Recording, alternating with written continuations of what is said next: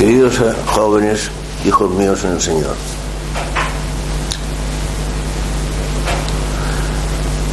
lo que os voy a decir os va a resultar extremadamente extraño a vosotros y a cualquiera que lo oiga, porque estoy completamente seguro que el sentido más profundo y la trascendencia de la fiesta que hoy celebramos, aunque no sea universal para toda la Iglesia, sino en particular solamente para España, el sentido más profundo de esta fiesta, digo, escapa a todo el mundo. Yo me pregunto si habrá, no digo ya en España, sino en el mundo entero, 5 personas que entiendan el profundo significado y la trascendencia de la fiesta que hoy celebramos. Y eso que se basa toda ella en tradiciones y en leyendas. Pero en fin, vamos a tratar de explicarlo. Pues yo, la verdad que me da muchísima pena. Estaba yo esta mañana preparando y pensando en lo que os iba a decir. Y decía, Señor, si esto es demasiado trascendente y demasiado importante para estas pobres criaturas, jovencitos, que a estas horas de la mañana escuchan, oyen la Santa Misa, escuchan la palabra de Dios y con sueño, porque claro, es natural, muy normal, en fin, y estas cosas tan trascendentes, lo mismo tenía que predicárselas, hablarlas a un equipo, a un auditorio de profesores de universidad o de doctores especializados o de teólogos de primera categoría, y tendríamos la misma, porque tampoco lo entenderían. Aunque os parezca esto que os digo una afirmación demasiado, por mi parte, atrevida, aunque sin embargo vuelvo a pensar que a veces las cosas más trascendentes y más difíciles de entender, porque escapan a nuestro conocimiento, y solamente como Dios, si Dios nos ayuda, las entenderemos en toda su importancia. A veces estas cosas las entienden mejor los niños que los mayores. Por la boca de los niños oiréis las verdades, que dice la Biblia. Y muchas de estas verdades y estas cosas más difíciles, los niños las entienden mejor que los mayores. Porque los niños con su corazón puro y todavía, pues, que aún no se ha corrompido, y aunque estén luchando por aquí y por allá, pero un corazón puro y noble, están abiertos a la verdad y abiertos a la verdad de la fe. Pero en fin, como decíamos, ¿qué significa la fiesta del Pilar? Pues mira, según la tradición, porque no está fundada absolutamente en la historia, hay documentos que se remontan hasta el siglo XII que fundamentan que esta tradición es verdad. Y luego hay otros muchos vestigios, documentos, restos arqueológicos, etcétera, que parecen indicar con toda evidencia que efectivamente es la devoción a la Virgen del Pilar. Ya se conocía en los primeros siglos de la Iglesia, y que ya desde entonces había a la orilla del río Ebro un templo, eso sí, muy humilde, dedicado a la Virgen del Pilar. Pues según esta tradición, la Virgen María se apareció al apóstol Santiago en el año 40. Exactamente dice la tradición que el 2 o el 3 de enero del año 40. Pero hay una cosa muy singular. Cuando la Virgen se apareció a Santiago a orillas del río Ebro, porque Santiago fue el apóstol que vino a España a evangelizar, fue el apóstol evangelizador de España, Santiago. Pues cuando la Virgen se apareció al apóstol, la Virgen todavía vivía, no había muerto ni había ascendido, había sido asunta a los cielos. Esto fue en el año 40, como os digo. Santiago murió decapitado por el rey Herodes Antipas en el año 42, y la Virgen aún vivía. O sea que, como suele decirse, se apareció en carne mortal a Santiago, a las orillas del Ebro, en una ciudadela que entonces se llamaba César Augustana, la actual, que luego sería con los siglos, la actual Zaragoza. Dice la tradición que el apóstol se encontraba muy desanimado. Su predicación no tenía efecto, se encontraba cansado, la gente no le escuchaba. Iba acompañado de 7 discípulos suyos que él mismo había convertido y que él mismo luego ordenó de obispos, los llamados 7 varones apostólicos, que por cierto, cosa que no sabéis, cosa muy curiosa, uno de ellos, uno de los 7 varones apostólicos, fue el primer obispo de Murcia, que entonces se llamaba la diócesis de Cartagena, que se llamaba así hasta ahora y se sigue llamando. Luego la diócesis se trasladó de la ciudad de Cartagena, que era propiamente la capital, hasta la ciudad de Murcia, que no se llama moderna, pero por eso la diócesis se llama actualmente Cartagena-Murcia. Pues uno de los 7 varones apostólicos que fueron los que acompañaban al apóstol Santiago, que fueron ordenados por él de obispos, fue el primer obispo de Cartagena-Murcia. Y ya con eso, pues ya podéis sentiros orgullosos del concepto de historia y amor a vuestra pequeña madre patria, pues de que es una diócesis de la más antigua de la Iglesia. Habrá diócesis en paralelo en el tiempo, pero no más antiguas. Pues bien, se le apareció la Virgen animando al apóstol y dijo que no se preocupara, que siguiera evangelizando España, siguiera evangelizando y que obtendría fruto, y que al final ella se encargaría de guardar para siempre la fe en este país. Promesa más que alentadora, y esto, como decía yo antes, es el principio de la importancia de trascendencia que tiene esta fiesta. Como os digo, esto no está documentado por la historia, a no ser a partir del siglo XII, que comienza la tradición. Antes pues hay vestigios, etcétera, documentos sueltos, pero que indican, parece que indican con toda verdad la realidad de esta tradición. Unos dicen que sí es una leyenda, pero no hay tal leyenda, es una realidad. La Virgen del Pilar, con respecto a la historia de España, y os diría más, con respecto a la historia de toda la Iglesia, por lo que ahora os explicaré, si tenemos tiempo, tiene una importancia extraordinaria con respecto a la historia de España, con respecto a la historia de toda la Iglesia, y con respecto a la historia de todo el mundo. No es una devoción particular, por lo tanto, es mucho más que eso. En este sentido, la actividad de la Virgen, nuestra Madre del Cielo, está íntimamente vinculada a la actividad del apóstol Santiago.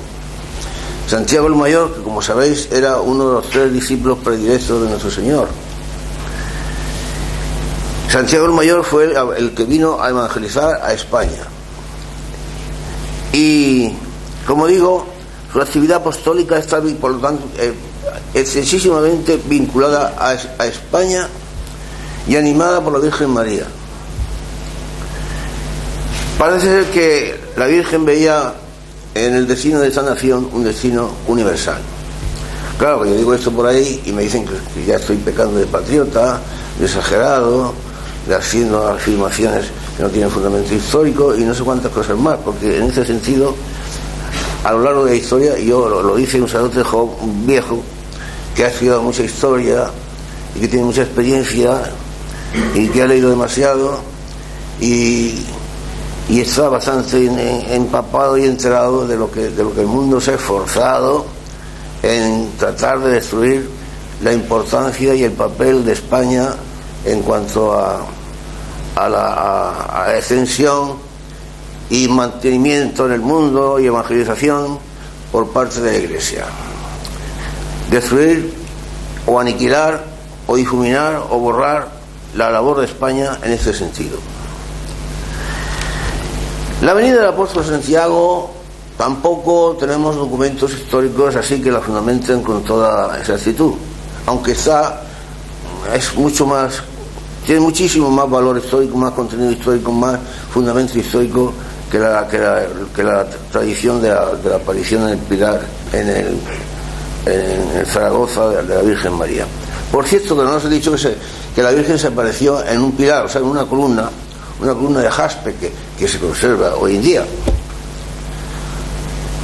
y que se ha mantenido a través de los siglos. Esa columna de jaspe, dicen algunos que si se apareció la Virgen encima del pilar, encima de la columna, otros dicen que se llevaba con ella acompañada de la columna, y a través de los siglos los millones de fieles que han desfilado besando con tanta devoción la columna y con tanto cariño donde se posaron los pies de la Virgen María, pues han hecho un hueco en el mármol que aún se puede comprobar, aún se puede ver allí. Ahí la tienen los aragoneses, en la catedral de Zaragoza, la Pilarica, la famosa Pilarica. Santiago, como digo, que dicen que llegó hasta Galicia, no se sabe cómo habiendo llegado hasta tierras del noroeste de España, hasta tierras más alejadas del noroeste, Galicia, la Torre de Hércules, etcétera, el fin, entonces se llamaba el Finisterre, porque se creía que el mundo acababa ahí. Pues no se sabe cómo volvió de nuevo a Jerusalén, porque él murió, como os he dicho antes, en el año 42, pues el Herodes Antipas lo mandó degollar, después de torturarlo, lo mandó degollar, le cortó la cabeza. Pero aún se sabe menos, pero sin embargo nadie duda de eso, cómo su cuerpo apareció en Galicia. Dicen que sus mismos discípulos lo trajeron de nuevo a España y lo enterraron en lo que actualmente es Compostela, que se llama la ciudad de Santiago de Compostela.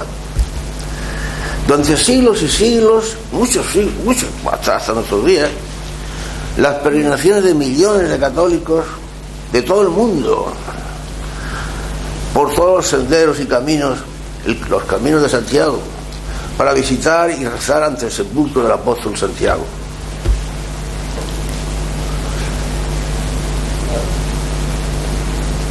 Como digo, estas peregrinaciones han sido hasta nuestros días constantes. Después de las peregrinaciones al sepulcro de San Pedro en Roma, el sepulcro más visitado por los cristianos en toda la cristiandad es el del apóstol Santiago, en Santiago de Compostela. Os decía antes que el papel de España con respecto a la extensión de la Iglesia en el mundo, a la evangelización de la Iglesia en el mundo y a la lucha contra la iniquidad y contra el mal, una lucha que la Iglesia siempre ha sostenido y hoy día la sostiene como ya la actitud. Este papel está estrechamente vinculado a España y en íntima conexión con los deseos de la Virgen. Evangeliza este país, yo mantendré la fe en él, este país se convertirá. De ahí la leyenda de la batalla de Clavijo, que muchos aseguran que no tiene nada de histórico, ni siquiera de legendario, sino que es una vez dicen que es una pura fantasía. Historia o leyenda, si queremos la podemos dejar puramente entre las fronteras entre la leyenda y la historia. El caso es que en esta batalla que tuvo lugar el 23 de mayo del año 844,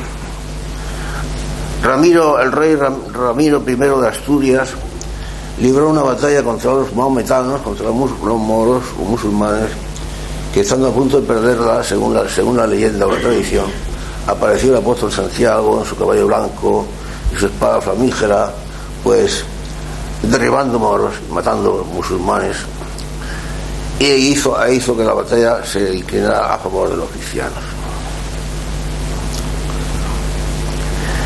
Hijos míos, vosotros sois muy jovencitos y muy inocentes y apenas si tenéis conocimiento de la vida y por supuesto apenas si tenéis conocimiento de la historia, pero casi podríamos decir lo mismo de las personas mayores hoy en día, porque la batalla que siempre se ha librado en el mundo y que ahora se está librando con mayor acritud, una acritud hasta ahora nunca conocida, la batalla del bien contra el mal, la batalla de los enemigos de la Iglesia contra la Iglesia.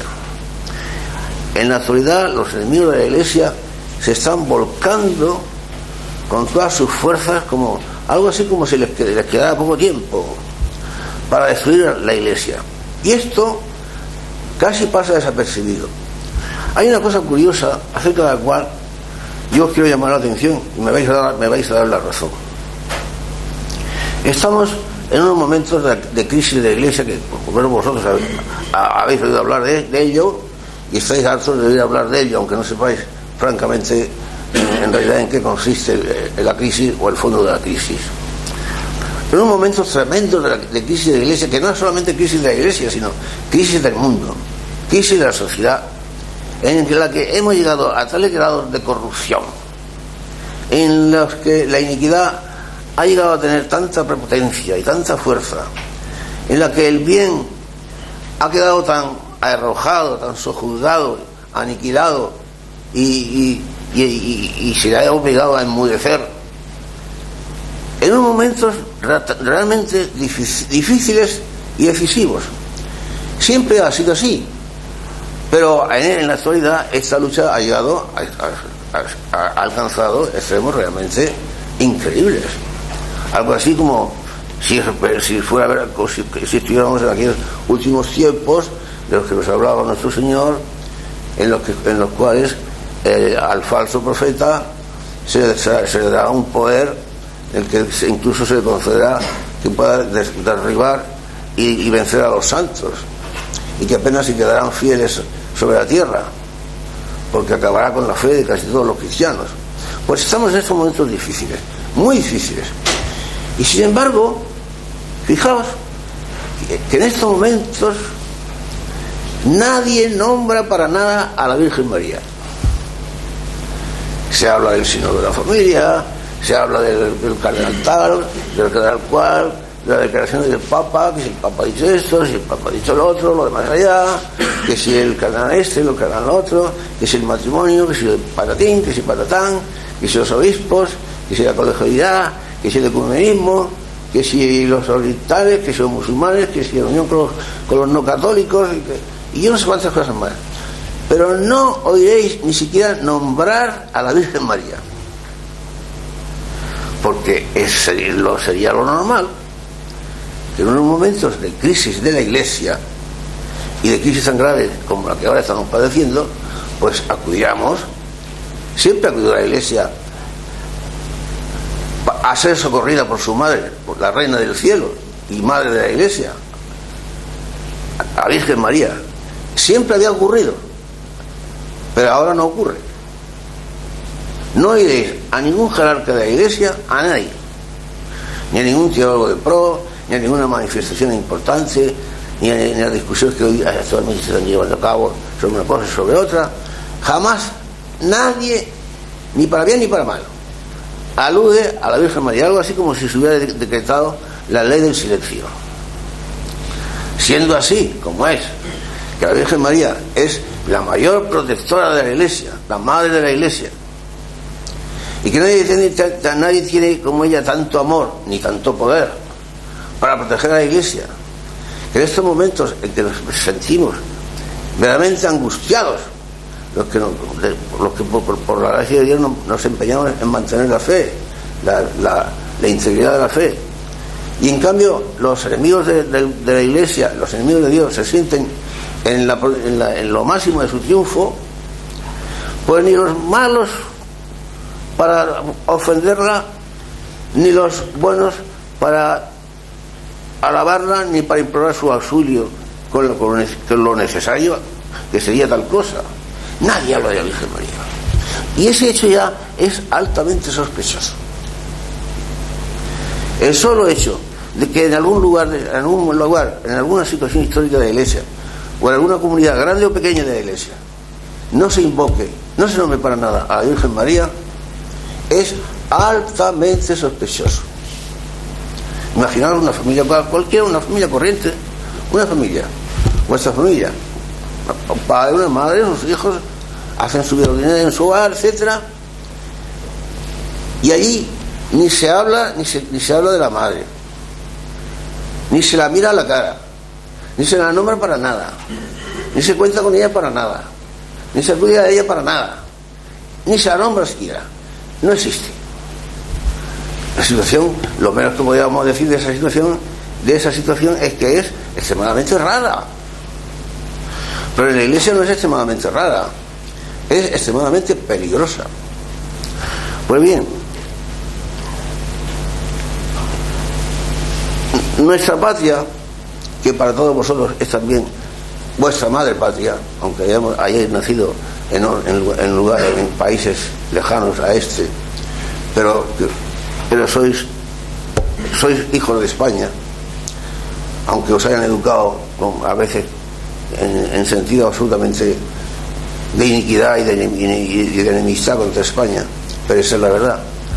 Pues el papel de España, como digo, con respecto a la Iglesia, ha sido siempre de una importancia excepcional. Y por eso digo que su papel en la Iglesia, el de España, no se limita a la parte, digamos, que se cierra en nuestras fronteras territoriales, en los límites de nuestras fronteras territoriales, ni siquiera en los límites de nuestra cultura. Es un papel universal. España defendió a la Iglesia con su propia sangre, como nunca jamás ni nadie la ha defendido. Os podría citar el ejemplo de la historia y no acabaríamos nunca. Desde los primeros tiempos, cuando España empezó a ser España independizada de los romanos, aunque manteniendo la cultura de los romanos, etcétera, hasta nuestros días. ¿Quién hizo el Concilio de Trento? Pues lo hizo España. El Concilio de Trento que salvó a la Iglesia en los momentos dificilísimos de la reforma de Lutero, cuando la Iglesia estuvo a punto de disgregarse por completo. Y el Papa estaba más bien reacio a que no se celebrara, o al menos perezoso. Fue el emperador que le urgía que se celebrara el concilio, porque era urgente y peligroso, era más que necesario. Y los teólogos del Concilio de Trento, Melchor Cano, etcétera, pues fueron los teólogos españoles. El concilio que es importantísimo y crucial para la vida de la Iglesia. Todos los concilios son importantes para la vida de la Iglesia, pero algunos no son más. Por ejemplo, los concilios antiguos, pues el más importante es el concilio de Nicea, el concilio ecuménico de Nicea. Pero en la época medieval, el Concilio de Trento, o en la época renacentista, es fundamental. El momento de la Reforma Protestante. Fue el concilio que salvó a la Iglesia de la Reforma Protestante. Fue España la que llevó a cabo la evangelización de toda América del Sur y de gran parte de América del Norte, porque España evangelizó también gran parte de los territorios que hoy día son norteamericanos, por ejemplo, Nuevo México, California, toda esa parte de Estados Unidos fue evangelizada por España. Por supuesto que durante siglos los enemigos de la Iglesia y los enemigos de Dios se han esforzado, y no os podéis imaginar con qué ímpetu y con qué intensidad, en envilecer a España, envilecer el papel de España y su papel en el mundo, en denigrar a España, en calumniar a España. España, cuando evangelizando a las Américas, pues fue a obtener dinero y a conseguir esclavos y a explotar a los indios. Los dolores y las angustias que pasaba, por ejemplo, la reina Isabel la Católica, esforzándose en que los indios no fueran tratados como esclavos, sino como personas y con todo respeto. Y los que hicieron el primer derecho internacional, los creadores del derecho internacional, fueron los juristas españoles. El gran Vitoria, el famoso jurista Vitoria. Yo he estudiado derecho internacional a fondo y sé lo que me estoy diciendo. Pues fueron los españoles que lo crearon, y lo crearon precisamente con vistas a lo que entonces se llamaban las Indias. Las Indias eran la América, porque se creía que Cristóbal Colón había descubierto las Indias. no se pensaba que era un continente nuevo. Pues el derecho internacional se creó con vistas a las Indias, o sea, a que en América se respetara el derecho de los indios y se les tratara como personas. No hablemos ya de que la conducta de aquellos evangelizadores, aquella multitud de frailes y de soldados que fueron a América a evangelizar, llevaron a cabo una labor de evangelización, no como ahora se hace, tanto que se habla de evangelización y de métodos modernos, sino tan intensa y tan profunda. Solamente os voy a decir una cosa.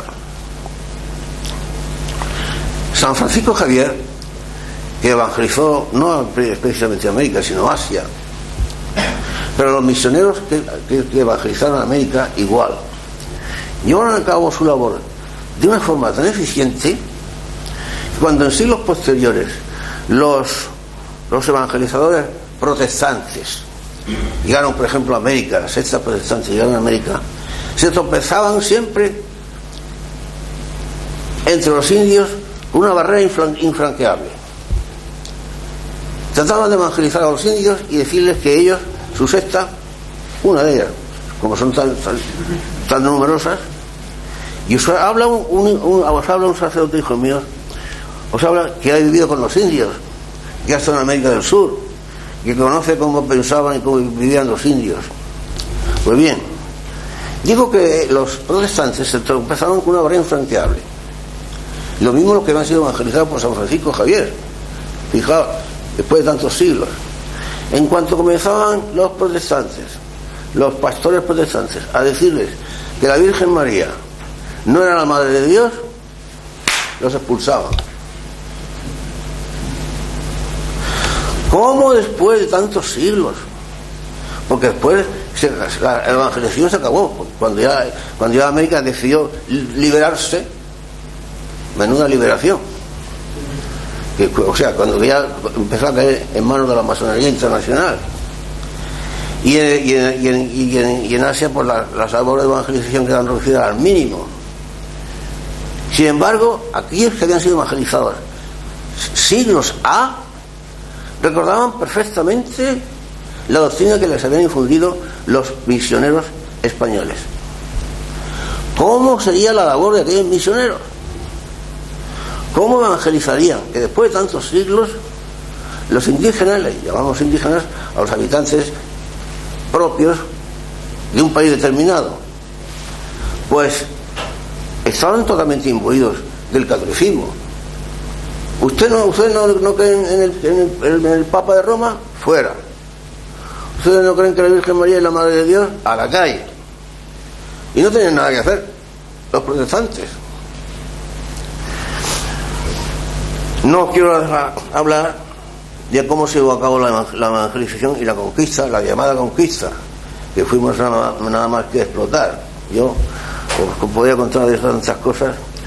Os podría hablar, por ejemplo, de aquellos gigantes que fueron Francisco Pizarro, Hernán Cortés, que realizaron labores y hazañas increíbles y que abrieron el mundo a los indios y la civilización. Le dieron la lengua, le dieron la cultura. La colonización española, a diferencia de la colonización anglosajona, no vaciló en mezclar su sangre con la de los indios. Los españoles se casaban con las indias. Los matrimonios mixtos eran la cosa más normal del mundo. Los sajones no. La colonización anglosajona empezaba por exterminar a los indios de raíz y dejaron unos cuantos de muestra, y los cuales los metían en las llamadas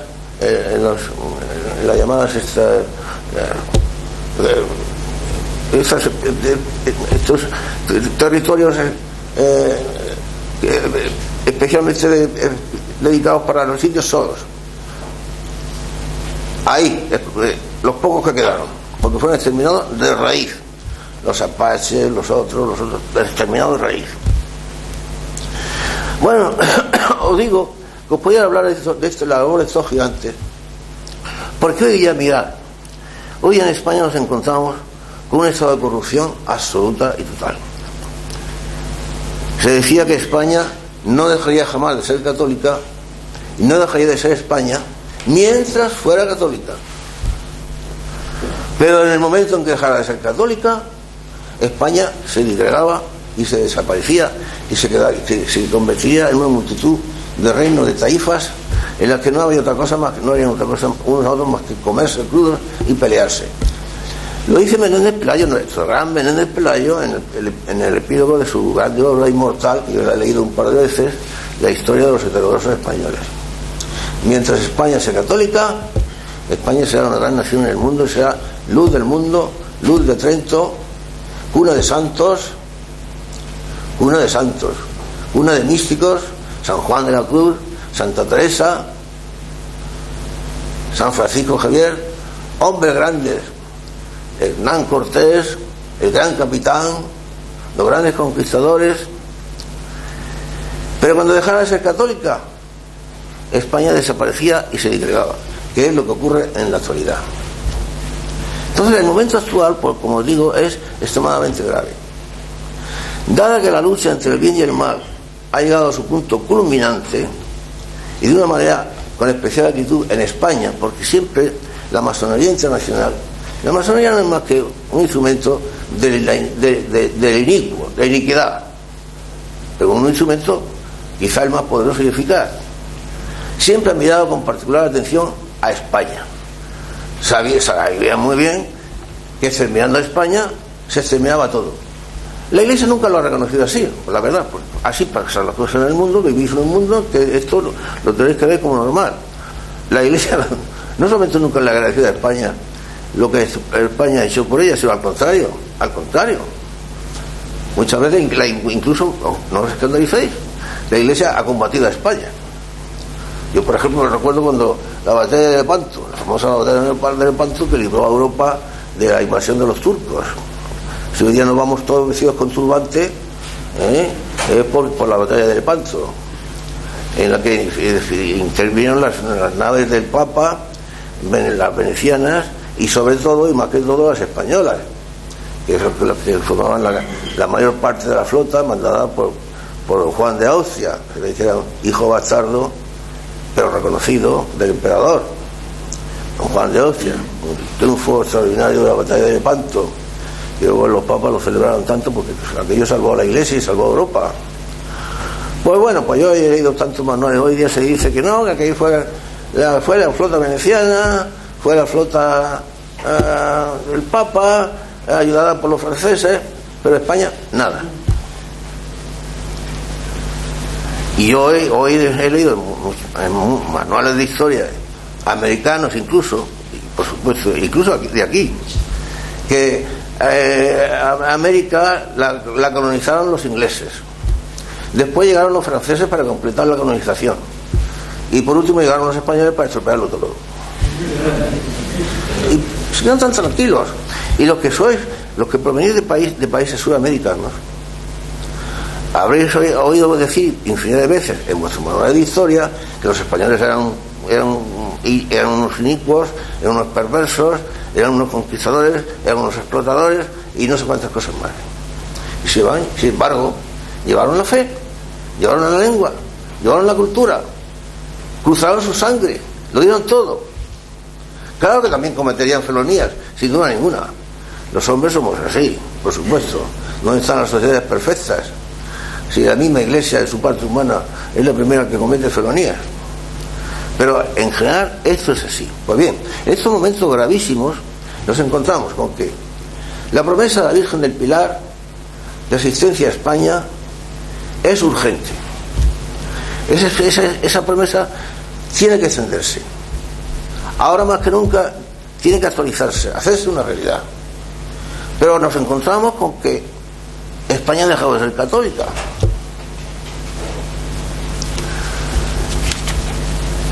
Que España fue un país siempre de hombres extraordinarios, esos hombres extraordinarios que ahora necesitaríamos, que no los hay, hijos míos, no los hay. Yo tomo aquí unas notas para leerlas, porque os va a parecer de novela, o os vais a reír después de que yo lea esas notas, os vais a reír de las películas de John Wayne, porque os va a parecer que un era un colegial. Aquellos hombres extraordinarios, héroes monstruosos, de corazón increíblemente grande, la valentía que asusta. Pues bien, sabéis vosotros que toda la llamada leyenda negra, la leyenda contra España, la leyenda negra, los enemigos de España siempre se han esforzado en reírse de España y en denigrar a España en todo lo posible. Y todos sabéis, aunque sea de una manera muy superficial, la historia de la Armada Invencible, cuando el rey Felipe II, harto ya de las felonías y la piratería de los piratas ingleses que nos robaban todos los barcos que venían, todos los galeros españoles que venían de América, pues organizó una armada, una flota numerosa para ir a las costas de Inglaterra a conquistar Inglaterra. No hubo tal conquista, ni siquiera llegó a haber ninguna batalla, porque los temporales marítimos, los temporales, pues acabaron con la flota, la flota se hundió. El rey decía: yo había enviado a mis barcos a luchar contra los ingleses, pero no contra las tempestades. Pues el caso es que los ingleses siempre eso lo magnificaron, y en general la leyenda negra, no solamente los ingleses, sino la leyenda negra, bueno, no le vamos a echar la culpa a los ingleses, vamos a echarle la culpa a los que realmente la tienen, a aquellos enemigos de Dios y de la Iglesia que siempre aprovechan la ocasión para denigrar todo lo que es posible a aquellos que más han defendido a la Iglesia y que más hacen por la Iglesia. Pues bien, vosotros no conocéis la historia de Blas de Lezo, lo cual no tiene nada de particular, pero sí tiene de particular que prácticamente ningún español tampoco conozca la historia de Blas de Lezo. Blas de Lezo fue un marino español que nació en Guipúzcoa, concretamente en la ciudad, en el pueblo de Pasajes, por lo tanto era vasco, español. Entonces los vascos se consideraban más españoles que nadie. Así es. Y yo todavía he llegado a conocer eso cuando yo era jovencito. Y en la Guerra Civil Española los vascos tuvieron un papel importantísimo, decisivo, a favor de Franco. Blas de Lezo nació, lo tengo aquí anotado, lo he notado porque son muchos datos, yo quería leerlo para que veáis lo que es una novela de aventuras. Nació el 3 de febrero de 1689 y fue un marino cuya estrategia ni Napoleón ni el almirante Nelson, el de Trafalgar, ni ninguno ha igualado la estrategia marítima y guerrera de Blas de Lezo. Sus hazañas son increíbles. Se enroló en la marina como guardamarina a los 12 años de edad. Bueno, a ese hombre le llamaban el patapalo y luego el medio cuerpo, porque fijaos, estaba cojo de una pierna y casi cojo de la otra también. Estaba manco del brazo izquierdo y casi manco del brazo derecho también. A los 12 años, o un poco más, ya era un poco más mayor. Eso ocurrió en la batalla en la batalla de cuando a las órdenes del almirante Fuencalada, Blas de Lezo luchaba contra la flota anglo-holandesa en el año 1704. Una bala de cañón le arrancó una pierna y la poca carne que le quedó colgando se la tuvieron que cortar sin anestesia ninguna. Dicen que el jovenzuelo, entonces era un guardamarina, no exhaló ni siquiera un más pequeño grito mientras le cortaban la pierna, lo que quedaba de la pierna. Luego otra esquila de un cañón lo dejó sin el ojo izquierdo, se quedó tuerto para toda la vida. También perdió por otra bala de cañón, perdió el brazo izquierdo, y el brazo derecho también otra que le quedó un muñón, el brazo derecho. O sea, ese era le llamaban sus soldados el patapalo o el medio hombre, pero a menudo medio hombre. Ese fue el que defendió Cartagena, la ciudad de Cartagena de Indias, que está en en Colombia. Yo he tenido el placer de visitar, no me acuerdo en qué ocasión, la ciudad de Cartagena, en Colombia. Entonces, cuando yo la visité hace ya muchos años, pues aún conservaba el aire colonial, y estaban las murallas ahí, en el puerto, y los cañones asomándose por las murallas, por las bocaneras de las murallas. Pues en aquel momento de la historia, eso tuvo lugar, me parece que fue en el año, pues tuvo que suceder por el año 1700, por ahí, no me acuerdo exactamente la fecha. Era decisivo para los ingleses conquistar Cartagena, para hacerse con toda la parte del Caribe. Cartagena, puede decir Cartagena de India, o sea, Cartagena de Colombia. No la confundáis con la Cartagena de España, que la tenemos ahí cerquita. Los ingleses organizaron una flota, la mayor que hasta entonces se había organizado jamás en toda la historia de la humanidad. Porque entonces, claro, ya Blas de Lezo tenía fama, una fama ya de marino y estratega universal. Había ganado ya más de 22 batallas marítimas. Había pesado a no sé cuántos barcos piratas ingleses. Había derrotado no sé cuántos barcos de gran calado, con gran poder de cañones de los holandeses. Bueno, pues organizaron los ingleses a las órdenes del almirante Vernon, si no recuerdo mal, una flota para conquistar Cartagena. Voy a leer, voy a apuntar todos los datos de memoria imposible, pero vale la pena. Fijaos,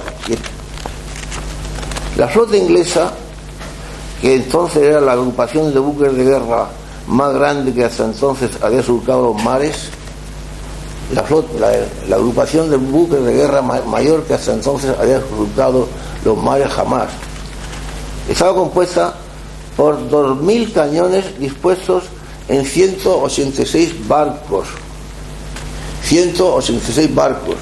entre navíos de guerra, fragatas, brulotes y buques de transporte. Todo esto Cartagena, no vayáis a creer que era Nueva York o Boston. Cartagena era un pueblaco. Cuando yo lo visité, ya habían pasado varios siglos, pues una ciudad corriente y moliente. Pues para conquistar esa ciudad, 186 barcos de guerra, 23.000 combatientes, entre marinos, soldados y esclavos negros macheteros de Jamaica, más de 4.000 reclutas de Virginia bajo las órdenes de Lawrence Washington, medio hermano del futuro libertador George Washington.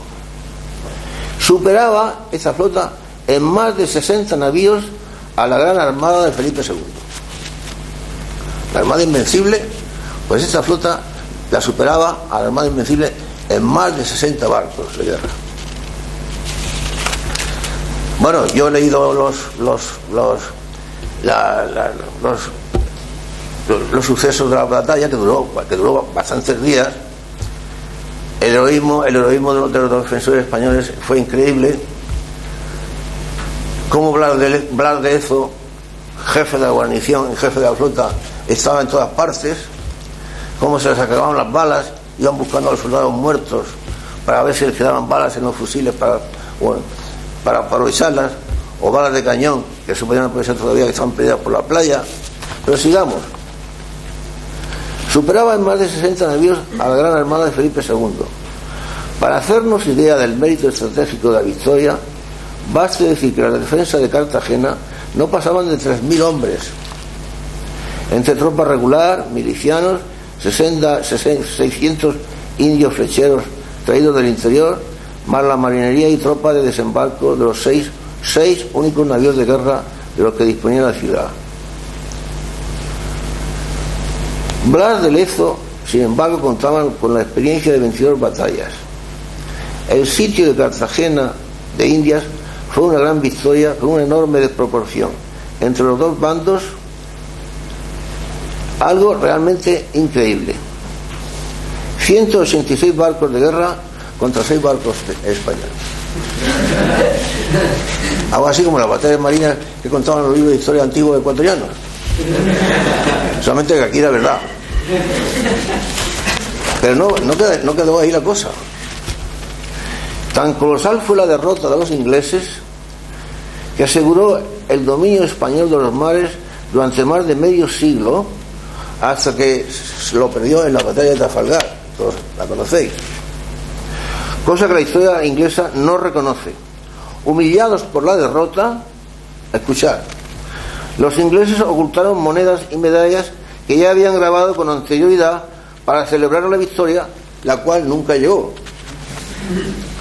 Tan convencidos estaban de la derrota de Cartagena que pusieron medallas en circulación que decían en su anverso: los héroes británicos tomaron Cartagena el 1 de abril de 1741 y el orgullo español humillado por el almirante Vernon. Todas estas monedas se quedaban sin salir, estaban acuñadas, estaban preparadas, y ahí se quedaron. No solamente eso, con solo 6 navíos, 2.830 hombres y mucha imaginación, Blas de Lezo derrotó al almirante Vernon, que tenía 180 navíos y casi 25.000 hombres. Fue tal la derrota que el rey de Inglaterra, Jorge II, prohibió que se hablara del asunto o que se escribieran crónicas alusivas al hecho. Los ingleses jamás han hablado de esta derrota en su libro de historia, ni siquiera aluden a ella. El rey, en aquella época, el rey Jorge II ya lo prohibió, pero ya después ya se hizo norma no hablar jamás de esta derrota. Fijaos si fue una derrota muy superior a la de la Armada Invencible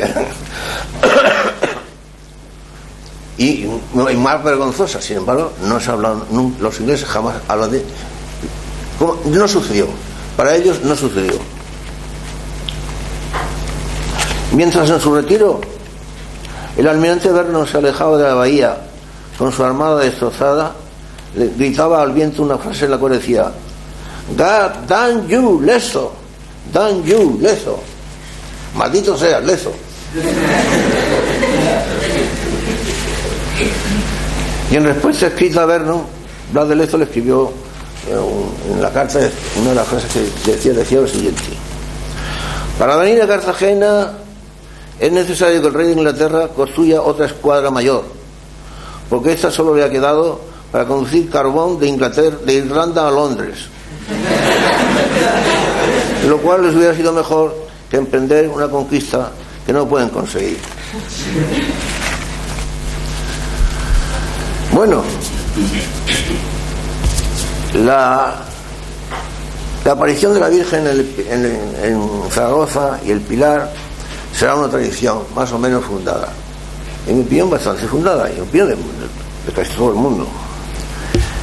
La batalla de Clavijo será una leyenda, está entre el límite de la leyenda y de la realidad y la historia, pero en fin, dejemos la leyenda.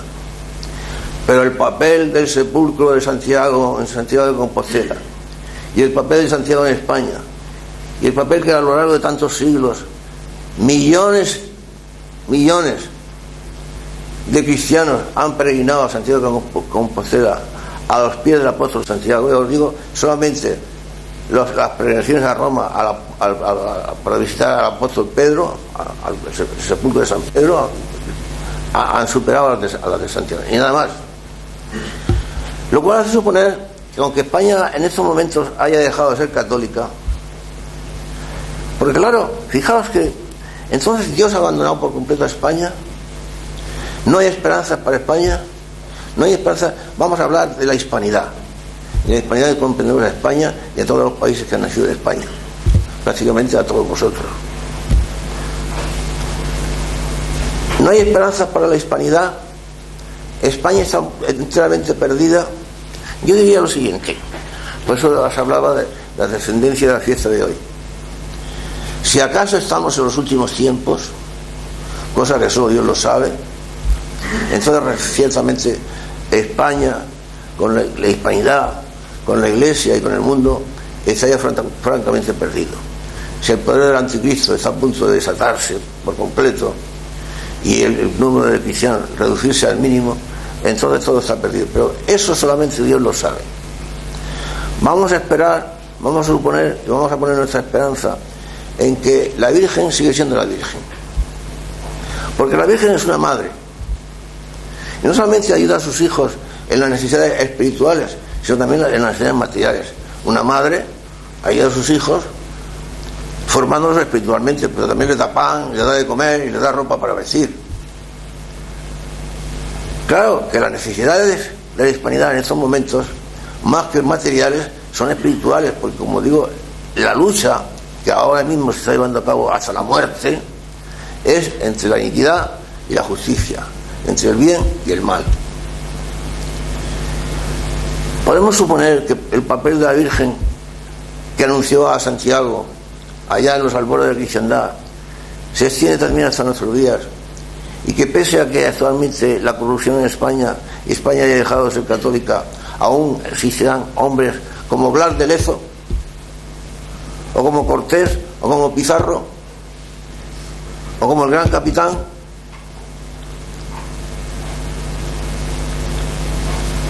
¿Existirán hombres de ese tipo, de esa categoría? El primero que dio la vuelta al mundo fue también un español, los marinos españoles. ¿Quién fue el primer marino español que dio vuelta al mundo? Mi cabeza ya falla muchísimo. Sí recuerdo que el emperador Carlos V, eso sí lo recuerdo. Os estoy hablando de muchas cosas de memoria que yo he perdido la memoria, pero en fin, el emperador Carlos V regaló a este marino, que vosotros lo conocéis, famosísimo, fue el primero que le dio la vuelta al mundo en su nave, una medalla en la que decía Primus, una medalla con forma del mundo, el globo terráqueo, decía Primus qui circundidissi me, el primero que me rodeaste. ¿Cano? Magallanes. Ay, cómo está mi cabeza. ¿Cómo es posible que cuando yo era joven todas estas cosas se me olvidaran? Magallanes, el primero que dio la vuelta al mundo. El emperador le dio un globo terráqueo con esa leyenda. Eso no lo sabía tú. Primus qui circundidissi me, el primero que me rodeaste. Pues bien, la Iglesia, estamos en los últimos tiempos o no, vamos a pensar que no, necesita Blases de Lezo, necesita San Juan de la Cruz, necesita mujeres como Santa Teresa de Jesús, capitanes intrépidos de verdad. Claro, cualquiera que me oiga, y sobre todo los enemigos de España, los enemigos de la hispanidad y los enemigos de la Iglesia, dicen, ya está barriendo para adentro. Pues claro, estas cosas, enseguida que empiezan a hablar de estas cosas, dicen, es que ustedes siempre ven conspiraciones judeo-masónicas por todas partes. Siempre nos acusan de que vemos conspiraciones judeo-masónicas por todas partes. ¿Y sabéis una cosa? Es verdad. Vemos conspiraciones judeo-masónicas por todas partes. ¿Pero sabéis por qué vemos conspiraciones judeo-masónicas por todas partes? Porque hay conspiraciones judeo-masónicas por todas partes. Y por eso las vemos. Pero esta gente tiene tal cara dura, tal sinvergonzonería y tanta hipocresía, que son capaces de acusar a sus enemigos de lo que sea. No vacilan de calumniarlos. Saben que lo que están diciendo es una absoluta mentira, una tremenda falsedad, y sin embargo los acusan de eso. Es que ustedes ven conspiraciones judeo-masónicas por todas partes, y eso lo dicen los mismos judeo-masónicos que están conspirando siempre contra la Iglesia. Pero hijos míos, en ese mundo vivimos. Como digo yo, esta charlita, que no sé si habré hecho bien o mal, yo lo sabrá. Bueno, pero con buena voluntad. Os he dicho esta mañana, la digo por ahí, y eso sería lo primero que me dirían. Ustedes están viendo conspiración por todas partes. Ustedes, claro, ya siempre, los tradicionalistas. Y con eso, iba a decir, con eso nos tapan la boca. Bueno, a mí por lo menos no. A otros sí, pues esa es otra. Los buenos, los llamados buenos, o los que tenían que serlo, se acobardan enseguida. Se encogen, se asustan. Bueno, no quedemos mal, no vayan a pensar, no vayan a decir.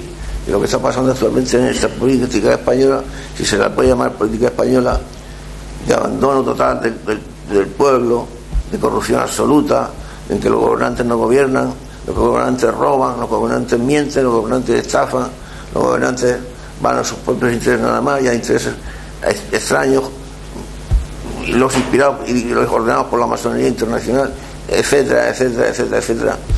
Es decir, vivimos en un mundo que, si le llamamos pozo de corrupción y pozo de víboras, si le llamamos eso, aún decimos poco. Pero, hijos míos, por encima de todo está el poder de Dios, y por encima de todo está el poder de la Virgen María.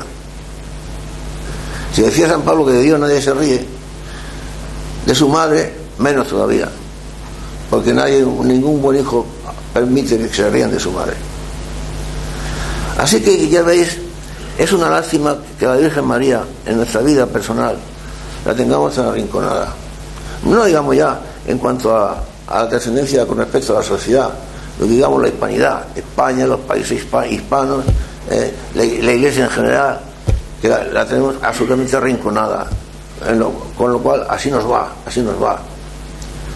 Pero incluso en nuestra vida personal, que es hasta donde nosotros llegamos o podemos llegar, pues también la tenemos bastante arrinconada. No representa en nuestra vida un papel fundamental. El papel fundamental en nuestra vida es Jesucristo, que es la tierra que pisamos, el aire que respiramos, y el que nos da la vida, el motor que nos da la vida, el que mueve nuestro corazón, le da el ritmo a nuestro corazón y la sangre a nuestro corazón, y nos da todo. Pero junto a eso y con eso, por eso la llaman también la mediadora de todas las gracias, está la madre del cielo, que es la nuestra, personal, la de cada uno. Siempre os lo he dicho, la madre de la tierra, la madre según la carne, es vuestra madre. A la que le deis la vida según la carne y a la que le deis amar, es vuestra madre. Pero la madre del cielo, la madre sobrenatural, es más que la madre natural. Siempre lo he dicho, que lo sobrenatural es más fuerte que lo natural. La paternidad sobrenatural, la paternidad natural, la maternidad sobrenatural son más fuertes que la paternidad o la maternidad naturales. De manera que, como digo, es una pena que la Virgen María la tengamos bastante olvidada. Que recemos el rosario, pues claro, sí, vosotros rezáis el rosario, pero que ojalá que vosotros, y yo el primero, que lo rezáramos cada día con más cariño y con más atención, y más en estos momentos. Decían que la batalla de Lepanto se ganó porque durante la batalla la cristiandad entera estaba rezando el rosario. Pues eso, lo rezáramos también con más cariño y con más atención. ¿Cuántos problemas de pureza se resolverían si acudiéramos con más prestancia y diligencia a la Virgen María y rezábamos el rosario con más fervor? En fin, hijos, ya os he cansado demasiado y me vais a perdonar una vez más, que no tengo remedio, pero me vais a perdonar. Que el Señor os quiere mucho, y que la Virgen María, que es vuestra madre, os quiere mucho. Pero ¿qué madre no quiere a sus hijos? Y esa madre no va a querer. ¿Y de qué manera os va a querer? Pues, hijos, en estos momentos tan difíciles, de los cuales no os percatáis, porque no os podéis percatar, pero difíciles, necesitamos que la Virgen María pues influya más en nuestras vidas. Por eso decía al principio que la fiesta de hoy tiene una trascendencia y una importancia que escapa a todo el mundo. No a vosotros, por supuesto, porque sois muy jovencitos, pero a los mayores también. Ni idea. Gente de fuera, gente del mundo y gente de iglesia. Nadie se entera de nada. Y así van las cosas. Pues que en esta fiesta tan hermosa, como son todas las fiestas de la Virgen, que ella nos bendiga desde el cielo, hijos míos, que os haga muy buenos a todos, que ya lo sois, más buenos todavía, que la misa de hoy la sigáis oyendo con toda devoción y con todo cariño, y poniendo todo vuestro esfuerzo, que la comunión sea ese abrazo íntimo y fuerte, y fuerte, y fuerte, que le hagáis daño incluso a nuestro Señor Jesucristo, de lo fuerte que sea el abrazo, que le deis todo vuestro corazón, lo mejor que tenéis, es que tenéis algo mejor que vuestro corazón, y que vuestra libertad, y que vuestra alma, esa alma tan hermosa que Él mismo os regaló y os dio, pues eso deis también. Que Él nos bendiga a vosotros y que no me olvide a mí. Y ahora pues ya seguimos celebrando, hijos míos, la misa del Día del Pilar.